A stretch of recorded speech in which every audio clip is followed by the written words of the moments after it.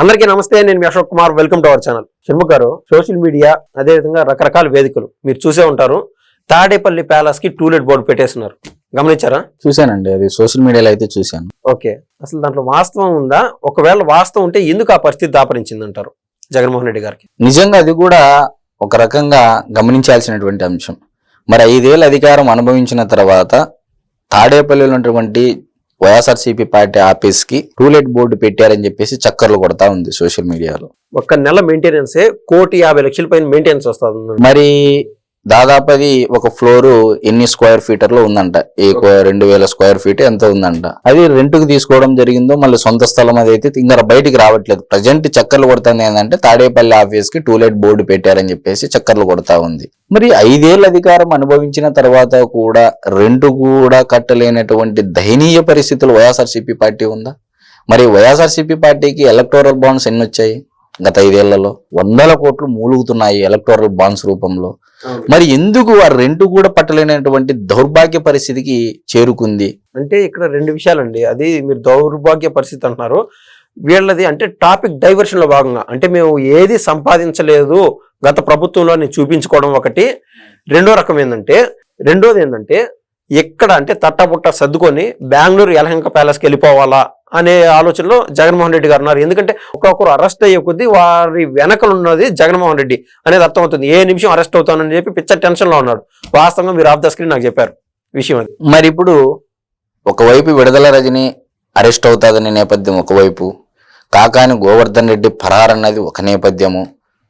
మరి మరొక వైపు కొడాలి నానికి ఇంకా ఆయన హార్ట్ ఆపరేషన్ సక్సెస్ఫుల్ అయ్యింది. సో మేమంతా ఇంకా తెలుగుదేశం పార్టీ శ్రేణులు ఆనందోత్సాహంతో ఉన్నారు.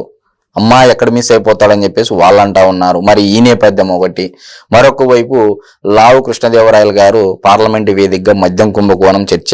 మరి 2వ రోజు సిరీస్ లో అదే లావు కృష్ణదేవరాయలు గారు అమిత్ షా గారితో చర్చ మద్యం కుంభకోణం విషయంలో. మీరు ఢిల్లీ మద్యం కుంభకోణం అనేది చిన్నది, మా ఆంధ్రప్రదేశ్కి రండి, డిజిటల్ పేమెంట్స్ లేకోకుండా ఓన్లీ లిక్విడ్ క్యాష్ ద్వారానే దాదాపు కొన్ని వేల కోట్ల రూపాయల ట్రాన్సాక్షన్స్ జరిగాయి. ఇది అతిపెద్ద కుంభకోణం దేశంలోనని చెప్పి ఆయన చెప్పడం జరిగింది. ఆ ఢిల్లీ పెద్దలేమో క్యాష్లెస్ ట్రాన్సాక్షన్స్ అవి దేశవ్యాప్తంగా డిజిటల్ ఇండియా అని చెప్పేసి వాళ్ళంటా ఉంటే వీళ్ళు డిజిటల్ స్టేట్ గా ఆంధ్రప్రదేశ్ ని మార్చేశారు మద్యం విషయంలో. మరి ఈ నేపథ్యం ఒకవైపు.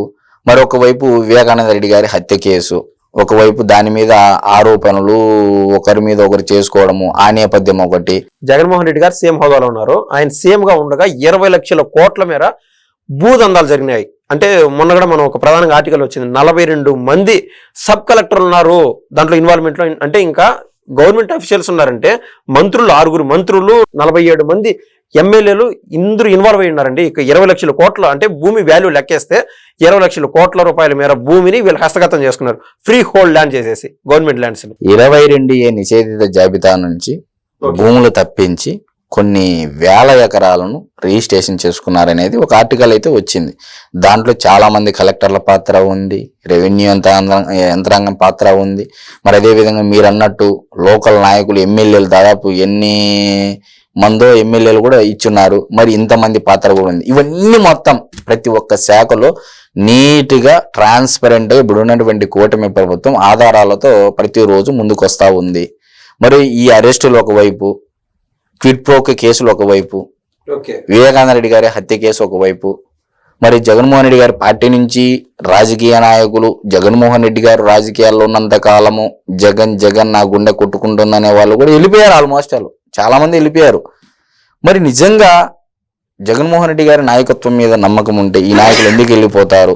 మరి ఇప్పుడు మీరు అన్నట్టు టూలెట్ బోర్డు క్యాడర్ కి ఏం మెసేజ్ వెళ్తుంది? వైఎస్ఆర్సీపీ పార్టీ క్యాడర్ కి టూలెట్ బోర్డు పెడితే ఏం మెసేజ్ వెళ్తుంది? అంటే నిజంగా రెంట్ కూడా చెల్లించలేని పరిస్థితి జగన్మోహన్ రెడ్డి గారికి ఉందని చెప్పేసి రాష్ట్ర ప్రజలంతా భావించాలా, లేకపోతే రెంట్ కూడా ఎగ్గొడతాడు జగన్మోహన్ రెడ్డి ఎవరు ఏది చేసినా అని చెప్పేసి క్యాడర్ భావించాలనా?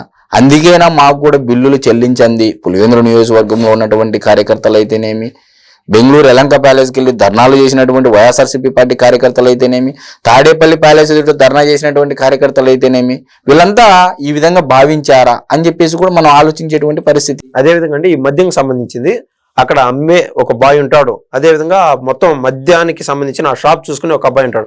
యావరేజ్గా వాళ్ళ శాలరీస్ ఒకరికి 15,000, ఇంకొకరికి 12,000 చేంజ్ ఉంటుంది. వీళ్ళకి లాస్ట్ 8 నెలలు పైన వీళ్ళకి డబ్బులే కట్ల, అంటే 200 కోట్ల రూపాయలు వాళ్ళకి పెండింగ్ పెట్టేసి వెళ్ళిపోయినాడు జగన్మోహన్ రెడ్డి. ఇటువంటి వాళ్ళందరూ ముందుకు వచ్చి కోర్టులో కేసు వేసే ప్రశ్న అంటూ ఉంది. కేసులు నిన్నటి రోజున ఇట్లు మీ జాఫర్తో ఉండవల్లి అరుణ్ కుమార్ గారు ఒక ఇంటర్వ్యూ చేశారండి. అంటే జాఫర్ గారు ఇంటర్వ్యూ చేశారు.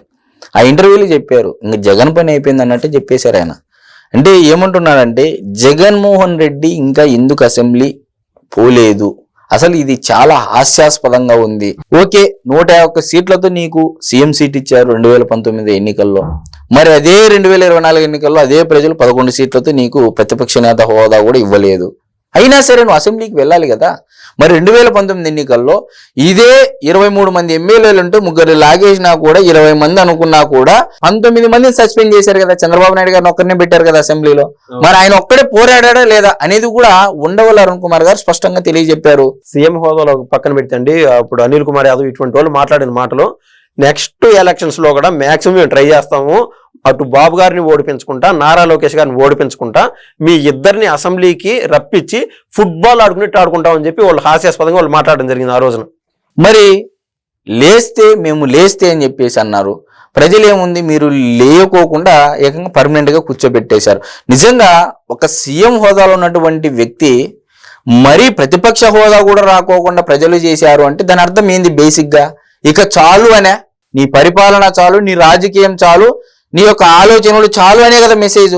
ఖచ్చితంగా ప్రతిపక్ష నేత హోదా కూడా ఇవ్వలేదు అంటే డెఫినెట్ గా ఇదే అని మనం అనుకోవాల్సినటువంటి పరిస్థితి. మనం మీన్స్ ఆంధ్రప్రదేశ్ రాష్ట్ర ప్రజలందరూ ఓట్లు వేశారు. మరి ఇదే ఎలక్షన్ టైంలో జగన్మోహన్ రెడ్డి గారు నా బీసీ, నా ఏసీ, నా ఎస్టీ అనే, మరి అగ్రవర్ణాలన్నీ నువ్వు నీ బీసీ, నీ ఏసీ, నీ ఎస్టీ అనేప్పుడు నీ మనుషులు మేమెందుకు అవుతామని చెప్పేసి అగ్రవర్ణాలు మొత్తం కూటమి వైపు మళ్ళీ. కానీ ఆ లాజిక్ ఏంటంటే ఆ బీసీలకి, ఎస్సీలకి, ఎస్టీలకి వాళ్ళ కార్పొరేషన్ బొమ్మలా ఉంటుంది, దానికి నిధులు పోయేదిలే ఏంలే, ఆ డబ్బులను తీసుకొచ్చి డీబీటీ ద్వారా అందరికి వేసేయడం. వీళ్ళు ఎంత బాధపడింటారు వీళ్ళు. నిజంగా గత 5 ఏళ్లలో నాకు తెలిసి ఏదైతే నా బీసీ, నా ఏసీ, నా ఎస్టీ, నా మైనార్టీ అంటున్నారో ప్రతి ఒక్క వర్గంలోనూ హత్యలు గావించబడ్డాయి. ప్రతి ఒక్కరిని దోపిడీలు, వాళ్ళ మీద కేసులు, ఎస్సీలు ఎస్టీల మీద ఎస్సీల కేసులు పెట్టినటువంటి దాఖలాలు దేశంలో ఎక్కడైనా ఉన్నాయండి? ముఖ్యంగా మీరు చెప్పినట్లు ఈ ఎస్సీలు ఎస్టీని దాదాపు 220 మంది చంపేశారు. నంద్యాలలో సలీం గారి యొక్క కుటుంబము 4 పిల్లలతో సుద్ధా రైలు పట్టాల పైన పడుకుంటే ఆ రోజు యావత్ ముస్లిం సమాజము సైతం కూడా మేము జగన్మోహన్ రెడ్డి గారి వెంట ఉన్నందుకు, ఈ ప్రభుత్వం ఉన్నందుకు మాకు ఈ విధంగా జరగాల్సిందని చెప్పేసి ఆ రోజు బాధపడినటువంటి పరిస్థితి యావత్ ముస్లిం సమాజము. ఈ రోజు అది రియలైజ్ అయ్యే కదా. ఈ రోజు అగ్రవర్ణాలు ఓటేస్తేనే కూటమి ప్రభుత్వానికి 164 సీట్లు రాలేదు, లేకపోతే బీసీలు వేస్తేనే రాలేదు, లేకపోతే ఎస్సీలు ఒకటి వేస్తేనే రాలేదు, ఎస్టీలు అందరూ కలిసి ప్రతి ఒక్క వర్గము దెబ్బతినింది. మరి నిన్న ఉండవల్లి అరుణ్ కుమార్ గారు కూడా ఇదే విషయంపై మాట్లాడుతూ నాకు తెలిసి మరలా వచ్చేది కూడా కూటమి ప్రభుత్వమే. సహజంగా అంటే ప్రతి నియోజకవర్గంలో క్యాంప్ కార్యాలయం ఉంటుంది. అక్కడ కనీసం జనసందోహం అంటూ లేదంటే 5-6 మంది కూడా లేరు ఏ కార్యాలయంలో కూడా. సాక్షాత్ జగన్మోహన్ రెడ్డి వస్తే తండోపతండాలుగా రావాల్సిన జనం కూడా 200 మంది 250 మంది అటెండ్ అవుతున్నారు మీటింగ్ కి. ఈ దశలో ఆయన టూలెట్ బోర్డు పెట్టడం అనేది టోటల్ అంటే ఏపీ మొత్తం కార్యకర్తల్లో చాలా బాధాకరంగా అనిపిస్తోంది. నాకు తెలిసి ఇంకో రకంగా చెప్పాలి అంటే వైఎస్ఆర్సీపీ పార్టీకి వేసవి సెలవులు వచ్చాయనేది అయితే చెప్పొచ్చు. నేను ఎందుకు అంటున్నానంటే ఇప్పుడు వేసవి కాలంలో ఏ ధర్నాలు పెట్టుకున్నా, ఏ రాస్తారోకోలు పెట్టుకున్నా, ఇంకో కార్యక్రమం చేయాలని పిలుపునిచ్చినా ఎండలు తీవ్రతగా ఉన్నటువంటి పరిస్థితి. సన్ స్ట్రోక్ బాబు గారు ఇచ్చేటువంటి ఈ సన్ స్ట్రోక్ కంటే బాబు గారు ఇచ్చేటువంటి స్ట్రోక్ ఎక్కువ. బాబు సన్ స్ట్రోక్ అండి నేను అంటాను లోకేష్ గారు. డెఫినెట్ గా బాబు సన్ స్ట్రోక్ అయితే కంపల్సరీ ఉంది. ఒకవైపు సన్ స్ట్రోక్ ఉంటే బాబు సన్ స్ట్రోక్ కూడా రెడ్ బుక్ స్ట్రోక్ ఎక్కువగా ఉంది రాష్ట్రంలో. ఒకవైపు నడినెత్తిన ఎండ బగబగా మండుతుంటే రెడ్ బుక్ సగ కింద నుంచి మండుతాను, కడుపులోను గుండెలోను ఎక్కడ చూసినా ఇది అయిపోయే పరిస్థితి. మరి బాబు సన్ స్ట్రోక్ అదే విధంగా సన్ స్ట్రోక్ రెండు ఎక్కువ ఉన్న నేపథ్యంలో మరి మరొకసారి జగన్మోహన్ రెడ్డి గారి యొక్క పార్టీ ఆఫీస్ కి తాడేపల్లిలో టూలెట్ బోర్డు ఏదైతే సోషల్ మీడియాలో చక్కర్లు కొడుతుందో మరి దానికి మరొకసారి మనం చెప్పాలంటే వైఎస్ఆర్సీపీ పార్టీకి వేసవి సెలవులు వచ్చాయనేది అయితే మనం ఖచ్చితంగా చెప్పవచ్చు. ఓకే, ధన్యవాదాలండి. నమస్తే అండి.